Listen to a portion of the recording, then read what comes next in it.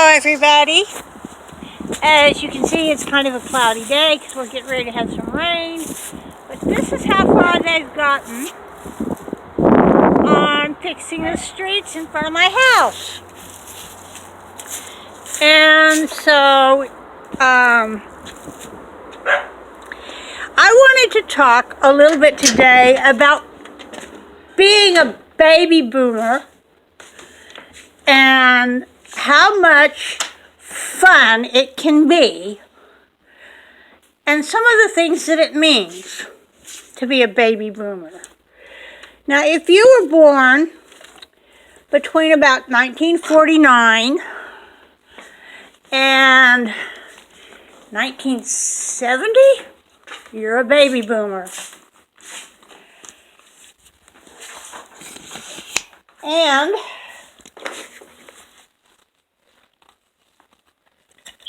you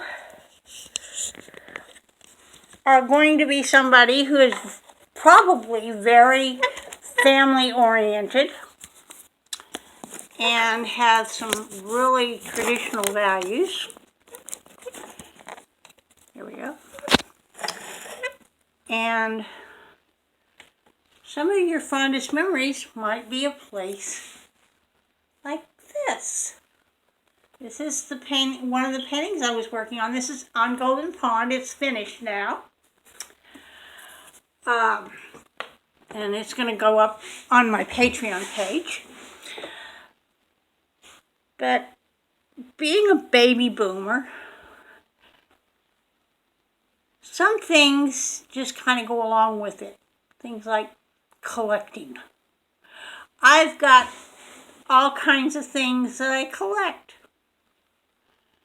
And a lot of you do too. I mean, I've got all kinds of knickknacks. I've got collections of owls and ravens and frogs and all kinds of little animals. And I've got a wine glass collection of different wine glasses that I've collected over the years. Really pretty bottles and vases and candle holders. Just to name a few things. And I also am kind of a clothes horse. Got a lot of clothes. And I go through my clothes like 2 or 3 times a year and get rid of all the excess. The problem with that is I usually end up getting more stuff right behind it. So the amount of clothes doesn't appreciably drop. I like camping and hunt and fishing, and although I don't hunt, I am perfectly capable of butchering the animals that my boyfriend would bring home if he did go out hunting. Because when I was married to my first husband, I was the one that got to butcher up the deer meat. When he would bring home a deer, and he would hang it up in the front of the garage so that it could bleed out, and then take the hide off of it. And then I would go to work and butcher the meat up and get it put in a freezer. So that was fun. I'm kind of this weird mix between tomboy and girly girl. And I'm very much into the goth look. I was goth before goth was ever popular. I mean, my favorite show when I was in 5th and 6th and 7th grade, thereabouts, was Dark Shadows, mind you. The first show that they did a series on a vampire. It was just cool. Yes, I know, I'm using a word that's... But to me, as a child, that was that was just the thing. I enjoyed it. So, anyway, see, I know that most of the people that watch me are going to be like baby boomers or millennials or Gen X. They're all going to be over the age of 18, with possible exception of somebody like Aaliyah, who's going to be watching with her mother, who is like, Gen X or millennial. Everybody's my age, and that's kind of a neat thing. I enjoy it. It's actually pretty nice for me because really most of my friends are younger than me, much younger than me. I don't have a lot of friends my own age. I don't really have a lot of friends, period, because, let's see, in the neighborhood, I lived in an apartment building, and people were coming and going all the time, and you never really got a chance to know anybody really good. And you go to church, and you're going to talk to somebody maybe 5 minutes, if you're lucky. You go to church, you go in, you sit down, and you listen to the preacher do his sermon, and you sing with everybody, and then when it's over with, after you've sung and prayed and listened to the sermon and given your tithes and offerings and everything, you go back home. And unless there's some kind of a church social going on, you really don't get a chance to socialize with anybody. And usually when there's a church social going on, let's face it, most of the time church socials are just about church. And you go into a church social, they have they're selling brownies or cakes or whatever, or they have Indian fried bread lunch, and you pay for that. You go eat your dinner, and then you're out of there. It's not really socializing very much. Or I could go to the library. Okay, you go to the library, that's not a social gathering place. It's a place where you go to read books or do research. So that's kind of, and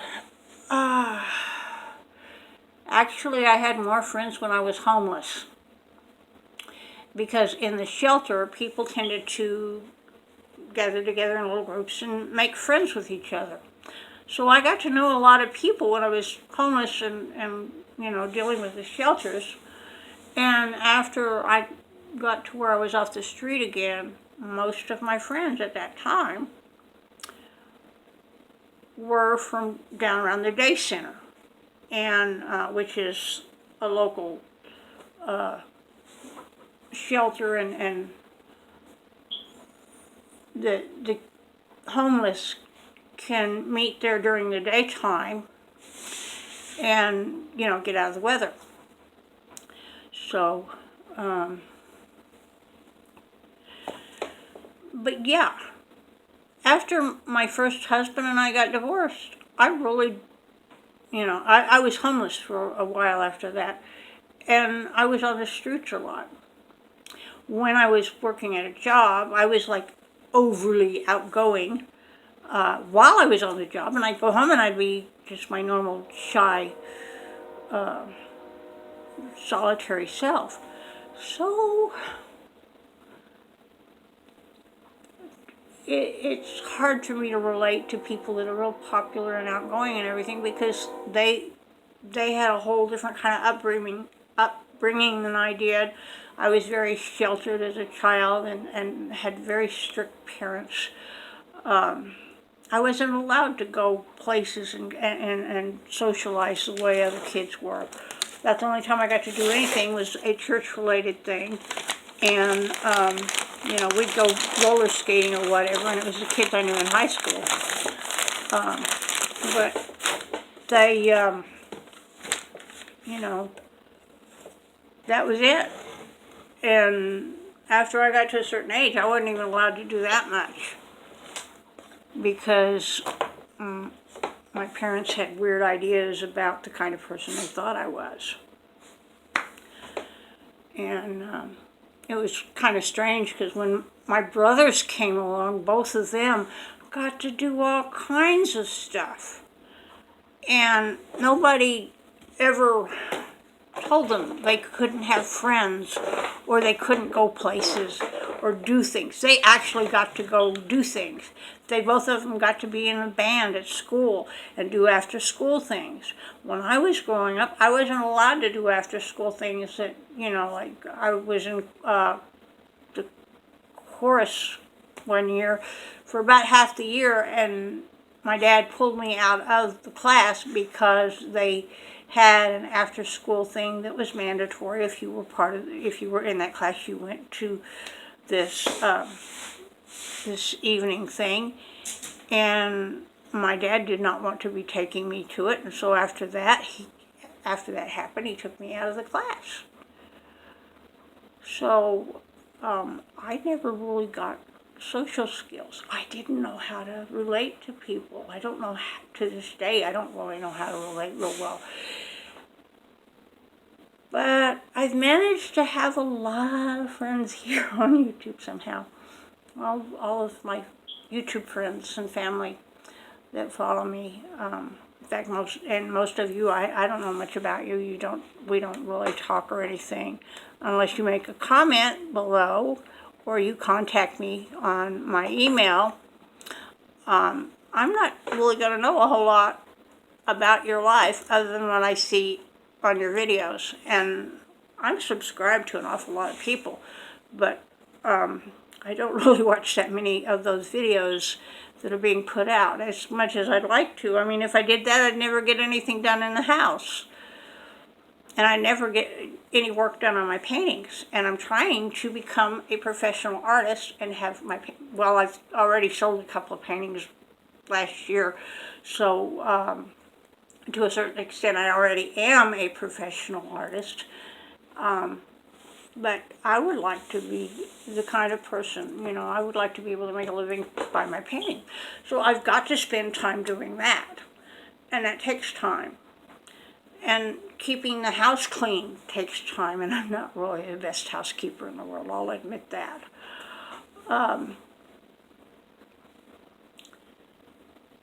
But just, so being a baby boomer, we look at things a little bit different. And we're not as likely to spend all our time playing video games or whatever. For baby boomers, I think computers are a bigger challenge than for younger generational people. We're not necessarily all that tech savvy. And, unless you happen to be one of the people that developed the computer codes or something, you're not necessarily going to be real tech savvy. Oh, that room back there is, once I get the other side behind the doorway there cleared out, is going to be my art studio. Once I get everything cleared out, I'm still kind of clearing it out because I've got to get all of Patrick's electronic computer stuff out of there. So I've got to get him motivated to do that. I've been trying to get him motivated to do that for like a year now, and he still hasn't. When he gets home from work, he just kind of vegetates, and he's not real motivated to do anything. But I don't think that we're really in as much trouble with COPA as we are with maybe the thing about not being commercially viable. Well, my channel, it's a small channel, but it's growing steadily, slowly but steadily. I would be really pleased if it's, just took off and started growing real strong. But since I wasn't depending on it to be my main source of income anyway, whether or not I become monetized is like secondary issue for me. But YouTube's going to be making money off of me, whether or not they promote me, whether or not, they're going to be making money off of everybody that's a channel. And so, after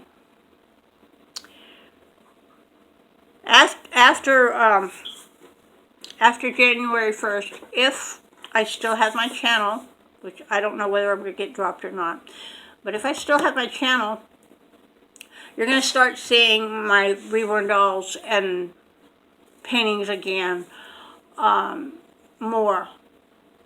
It may take a slightly different turn than it used to, was before. But mostly I'm just going to be talking like I'm talking right now with you. And I wonder what being a baby boomer is like to those of you that are baby boomers like me. What makes it special to you to be called a baby boomer? And so if you want to let me know in the comments below or email me. Yay! Oh, and by the way, check out my Patreon page. The link is in the description below. Capital letters, it's patreon.com, capital letters PNH, lowercase AND, capital letter R. But the link's in the description below. My email, norwoodpatricia48@gmail.com, is in the description below. I would be so happy if anybody were to write me. I would reply. It would put me over the moon to know that you cared enough to contact me. And you guys have a really, really good day. And have a blessed day, blessed week. And I will talk at y'all later. Love y'all. Bye-bye.